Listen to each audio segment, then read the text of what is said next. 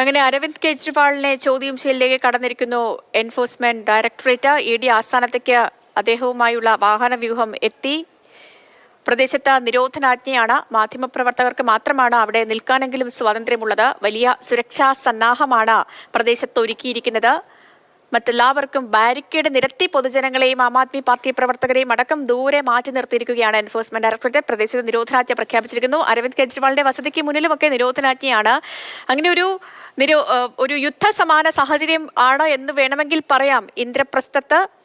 അങ്ങനെ നാടകീയ സംഭവങ്ങൾ നടക്കുന്നു രാജ്യ തലസ്ഥാനത്ത്. ഞാൻ അനൂപ് ദാസിലേക്ക് കൂടി പോവുകയാണ്. അനൂപ്, ഇപ്പോൾ ഇന്ന് രാത്രി ഹർജി അല്ലെങ്കിൽ ഈ നടപടികളൊക്കെ ഒന്ന് സ്റ്റേ ചെയ്യണം, താൽക്കാലിക ആശ്വാസം എന്നത് കണക്കെ ആം ആദ്മി പാർട്ടി സുപ്രീം കോടതിയെ സമീപിച്ചിരുന്നു. പക്ഷേ ഇന്ന് അടിയന്തരമായി ഹർജി കേൾക്കാൻ സാധിക്കില്ല എന്നൊരു നിലപാടാണ് സുപ്രീം കോടതി സ്വീകരിച്ചത്. പക്ഷേ ഈ ഹർജി ഫയലിൽ സ്വീകരിച്ചിട്ടുണ്ട്. നാളെ വെള്ളിയാഴ്ചയാണ് ഈ ചീഫ് ജസ്റ്റിസിന്റെ കോർട്ടിൽ ഒരു അടിയന്തര മെൻഷനിങ്ങിനുള്ള സാധ്യതയൊക്കെ നിലനിൽക്കുന്നുണ്ടോ നാളെ? ഉറപ്പായിട്ടും നാളെ ഈ വിഷയത്തിൽ സുപ്രീം കോടതിയിൽ ഈ അപേക്ഷ ആം ആദ്മി പാർട്ടിയുടെ അരവിന്ദ് കെജ്രിവാളിന്റെ അപേക്ഷ പരിഗണിക്കും. പക്ഷേ അത് എത്രത്തോളം കെജ്രിവാളിനോ ആം ആദ്മി പാർട്ടിക്ക് അനുകൂലമായിട്ടുള്ള ഒരു തീരുമാനം വരും എന്നതാണ് വിഷയം. നമ്മൾ ഈ കേസിന്റെ നാൾവഴികൾ പരിശോധിച്ചാൽ, അതല്ലെങ്കിൽ നേരത്തെ അറസ്റ്റിലായ ആളുകളുമായി ബന്ധപ്പെട്ട നടപടിക്രമങ്ങൾ, കോടതി നടപടിക്രമങ്ങൾ പരിശോധിച്ചാൽ അങ്ങനെ പെട്ടെന്നൊന്നും ഒരു ജാമ്യം ലഭിക്കാനുള്ള സാധ്യത ഇല്ല എന്നാണ് വിലയിരുത്താൻ കഴിയുക.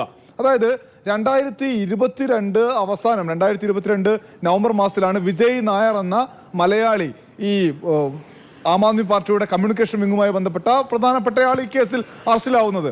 അതിനുശേഷം കഴിഞ്ഞ മാർച്ചിൽ, അതായത് കൃത്യം ഒരു വർഷം മുൻപ്, അന്ന് ഉപമുഖ്യമന്ത്രിയായിരുന്ന മനീഷ് സിസോദിയ അറസ്റ്റിലാവുന്നു. അദ്ദേഹം ഇന്ന് ഈ ദിവസം വരെ ജയിലിലാണുള്ളത്, ജാമ്യം ലഭിച്ചിട്ടില്ല. ഇതിനിടയിൽ അതിനുശേഷം സഞ്ജയ് സിംഗ് ആം ആദ്മി പാർട്ടിയുടെ MP അറസ്റ്റിലാകുന്നു, അദ്ദേഹത്തിന് ജാമ്യം ലഭിച്ചിട്ടില്ല. ജയിലിൽ വെച്ച് തന്നെ, ജയിലിൽ കിടക്കുന്ന സമയത്ത് തന്നെ അദ്ദേഹത്തിന് വീണ്ടും MP ആയി സത്യപ്രതിജ്ഞ ചെയ്യേണ്ടി വന്നിരിക്കുകയാണ്. അത് കഴിഞ്ഞ് കവിത, തെലങ്കാനയിലെ ഏറ്റവും ശക്തനായ നേതാവായിരുന്നു 3 മാസം മുൻപ് വരെ ചന്ദ്രശേഖർ റാവു, അവിടുത്തെ മുഖ്യമന്ത്രിയായിരുന്ന അദ്ദേഹത്തിന്റെ ചന്ദ്രശേഖർ റാവുവിന്റെ മകൾ കവിതയെ കഴിഞ്ഞ 16-ാം തീയതിയാണ് അറസ്റ്റ് ചെയ്ത് ഡൽഹിയിലേക്ക് കൊണ്ടുപോകുന്നത്. കോടതിയുമായി ബന്ധപ്പെട്ട് ഇപ്പോൾ അരവിന്ദ് കെജ്രിവാൾ ശ്രമിക്കുന്ന ശ്രമങ്ങളെല്ലാം പലതവണ നടത്തിയതാണ് കവിത. പക്ഷേ കവിതയ്ക്ക് ജയിലിൽ കിടക്കേണ്ടി വന്നിരിക്കുന്നു. ഇപ്പോൾ ഈ ഘട്ടത്തിൽ അറസ്റ്റിലാവുന്ന, അതായത് മുഖ്യമന്ത്രി സ്ഥാനത്ത് നിന്നുകൊണ്ട് അറസ്റ്റിലാവുന്ന ആദ്യത്തെയാൾ ആണ് അരവിന്ദ് കെജ്രിവാൾ. കെജ്രിവാളിന് എളുപ്പമായിരിക്കില്ല കോടതി നടപടിക്രമങ്ങൾ. കെജ്രിവാളിന് അനുകൂലമായ കോടതി വിധി നാളെ വരാനുള്ള സാധ്യത വളരെ വിരളമാണ്. എന്തായാലും കോടതി ഇക്കാര്യം പരിഗണിക്കും. ഒരു സിറ്റിംഗ് മുഖ്യമന്ത്രി അറസ്റ്റിലാവുന്നു, ED അറസ്റ്റ് ചെയ്യുന്നു. 100 കോടി രൂപയുടെ അഴിമതി ആരോപണമാണ്. അഴിമതിക്കെതിരെ നിലപാടെടുത്ത് വന്ന് ഇന്ത്യൻ രാഷ്ട്രീയത്തിൽ ഉദിച്ചുയർന്ന നേതാവാണ് കെജ്രിവാൾ. അതേ കെജ്രിവാൾ ഇന്ന് ഇവിടെ നമ്മുടെ രാജ്യ തലസ്ഥാനത്ത് അഴിമതിയുടെ കറപുരണ്ട മനുഷ്യനായി ഇങ്ങനെ നിൽക്കുകയാണ്. ഇതെല്ലാം അഴിമതിയല്ല, ഇതെല്ലാം ആരോപണം മാത്രമാണ് എന്ന് ആം ആദ്മി പാർട്ടി പറയുന്നുണ്ട്. നാളെ രാജ്യവ്യാപകമായ പ്രതിഷേധത്തിന് ആഹ്വാനം ചെയ്തിട്ടുണ്ട് കെജ്രിവാളിന്റെ ആം ആദ്മി പാർട്ടി. പക്ഷേ ഡൽഹിയിലും ഒപ്പം തന്നെ പഞ്ചാബിലും ഹരിയാനയിലും എല്ലാമാണ് കരുത്തുള്ളത് ആം ആദ്മി പാർട്ടിക്ക്. മറ്റിടങ്ങളിൽ ഇന്ത്യ സഖ്യ നേതാക്കളുടെ നേതൃത്വത്തിൽ വലിയ പ്രതിഷേധം നടക്കാൻ സാധ്യതയുണ്ട്. ഇന്നിപ്പോൾ കേരളത്തിൽ ഉൾപ്പെടെ കാണുന്നു ആം ആദ്മി പാർട്ടിക്കും കെജ്രിവാളിനും വേണ്ടി DYFI സമരത്തേക്ക് ഇറങ്ങിയത്. ഇങ്ങനെ നാളെ രാജ്യവ്യാപകമായി ഇന്ത്യ സഖ്യം വമ്പിച്ച പ്രതിഷേധം നടത്താനുള്ള സാധ്യതയാണ് ഉള്ളത്. ഈ അനൂപ്, ഈ പ്രതിഷേധ സാധ്യത പറഞ്ഞപ്പോഴാണ് നമ്മുടെ ഈ രാഹുൽ ഗാന്ധി പറഞ്ഞിരിക്കുന്നത് ഭയചകിതനായ ഏകാധിപതി ജനാധിപത്യത്തെ കൊല്ലാൻ ശ്രമിക്കുന്നു എന്ന് രാഹുൽ ഗാന്ധി പറയുന്നു.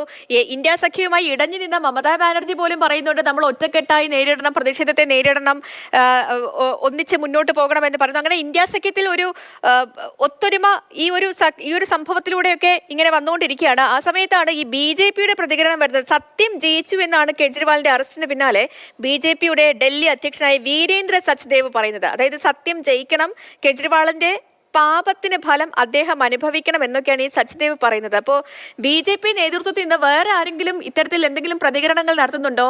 BJPയുടെ ഒരു നിലപാട് എന്താണ് ഇപ്പോൾ? ഈ സച്ദേവിന്റെ നിലപാട് തന്നെയാണോ മറ്റ് നേതാക്കൾക്ക്? നമുക്ക് എന്താണ് അറിയാൻ കഴിയുന്നത്?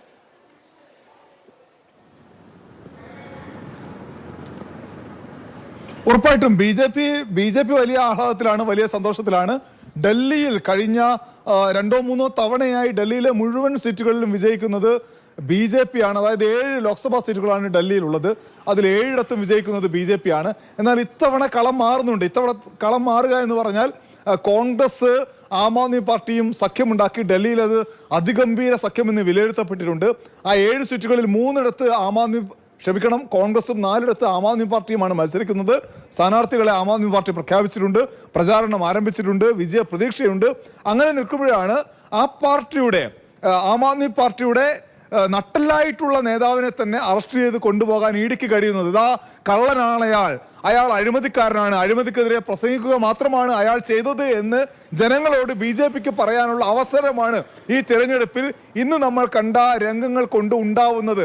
പക്ഷേ BJPക്ക് ഒരു പക്ഷേ തിരിച്ചടിയായേക്കാവുന്ന തീരുമാനമായിരിക്കും ഇന്ന് ഉണ്ടായത് എന്ന് വിലയിരുത്തുന്നുണ്ട് രാഷ്ട്രീയ നിരീക്ഷകർ. കാരണം രാജ്യത്താകമാനം കുറച്ച് തണുപ്പെല്ലാം പിടിച്ച് കിടന്നു പോയിരുന്ന ഇന്ത്യ സഖ്യം, ആ ഇന്ത്യ സഖ്യം പൊടിതട്ടി എണീറ്റ് രംഗത്ത് വരുന്ന കാഴ്ച, അരവിന്ദ് കെജ്രിവാളിന് വേണ്ടി ഒറ്റക്കെട്ടായി രംഗത്തിറങ്ങുന്ന കാഴ്ചയുണ്ട്. അതിലേറ്റവും പ്രധാനം രാഹുൽ ഗാന്ധിയുടെ പ്രതികരണം തന്നെയാണ്. ആം ആദ്മി പാർട്ടിയുമായി ബന്ധപ്പെട്ട് കെജ്രിവാളിനെ വേട്ടയാടുന്നു എന്ന ആരോപണം, BJP വേട്ടയാടുന്നു എന്ന ആരോപണം പല ഘട്ടങ്ങളിൽ ഉണ്ടായപ്പോഴും ഒരു നല്ലൊരു പ്രസ്താവന നൽകാൻ പോലും കോൺഗ്രസ് തയ്യാറായിരുന്നില്ല. അതേ കോൺഗ്രസിന്റെ ഏറ്റവും പ്രധാനപ്പെട്ട നേതാവാണ് പറയുന്നത്, ഭയചകിതനായ ഏകാധിപതി ജനാധിപത്യത്തെ കൊല്ലുന്നു, സിറ്റിംഗ് മുഖ്യമന്ത്രിമാരെ വേട്ടയാടുന്നു, ജനം മറുപടി നൽകും, ഇന്ത്യ മറുപടി നൽകും എന്നുള്ളത് വലിയ അതിഗംഭീരമായ സ്റ്റേറ്റ്മെന്റ് ആണ് രാഹുൽ ഗാന്ധിയുടെ. രാഹുൽ ഗാന്ധി മാത്രമല്ല, മമതാ ബാനർജി, ഒപ്പം തന്നെ CPMന്റെ പൊളിറ്റ് ബ്യൂറോ അംഗങ്ങൾ, DMKയുടെ നേതാക്കൾ, മറ്റ് പ്രധാനപ്പെട്ട പ്രതിപക്ഷ പാർട്ടികളുടെ നേതാക്കളെല്ലാം അതിശക്തമായ പ്രസ്താവന നടത്തുന്നു. ഒപ്പം തന്നെ രാജ്യവ്യാപകമായി നാളെ ഞങ്ങൾ തെരുവിലേക്ക് ഇറങ്ങുമെന്ന് KC വേണുഗോപാൽ നമ്മുടെ ചാനലിൽ തന്നെ പറഞ്ഞിട്ടുണ്ട്. ഇങ്ങനെ ഇന്ത്യ സഖ്യത്തെ തെരഞ്ഞെടുപ്പിന് തൊട്ട് മുൻപ് ഉണർത്തുന്ന, ആവേശഭരിതരാക്കുന്ന, പ്രതികരിക്കാനുള്ള, പ്രതിഷേധിക്കാനുള്ള, അതല്ലെങ്കിൽ എതിർപ്പാളയത്തേക്ക് ഒരു യുദ്ധം നയിക്കാനുള്ള ശേഷിയുള്ളവരാക്കി വളർത്തുന്ന നിലയിലേക്ക് ഉള്ള ഒരു വലിയ രാഷ്ട്രീയ നീക്കമാണ് ഉണ്ടായിരിക്കുന്നത്. ഒരുപക്ഷെ BJPക്കാർ സന്തോഷിക്കുന്നതിലും അപ്പുറം ഇന്ത്യ സഖ്യത്തെ പ്രകോപിപ്പിച്ച് നഷ്ടമായിരിക്കും അവർക്കുണ്ടാകുക എന്ന വിലയിരുത്തൽ കൂടി വരുന്നത് അതുകൊണ്ടാണ്. സേതു, അനൂപ്, ഇപ്പോഴും ഈ അരവിന്ദ് കെജ്രിവാളിന്റെ വസതിക്ക് മുന്നിൽ തന്നെയാണോ? അങ്ങനെയാണ്, അവിടെയാണെങ്കിൽ അവിടുത്തെ നിലവിലത്തെ കാഴ്ചകൾ എങ്ങനെയാണ്? ഈ നേതാക്കളെയൊക്കെ, നേരത്തെ പ്രതിഷേധിച്ച നേതാക്കളെയൊക്കെ പോലീസ് അറസ്റ്റ് ചെയ്ത് നീക്കിയിരുന്നു. ഇപ്പോഴെങ്ങനെയാണ്? ബാരിക്കേഡ് വെച്ച് അവരെയൊക്കെ തടഞ്ഞിരിക്കുകയാണോ? അങ്ങോട്ടേക്ക് കൂടുതൽ നേതാക്കൾ എത്തുന്നുണ്ടോ? എന്താണ് അവിടുത്തെ കാഴ്ച?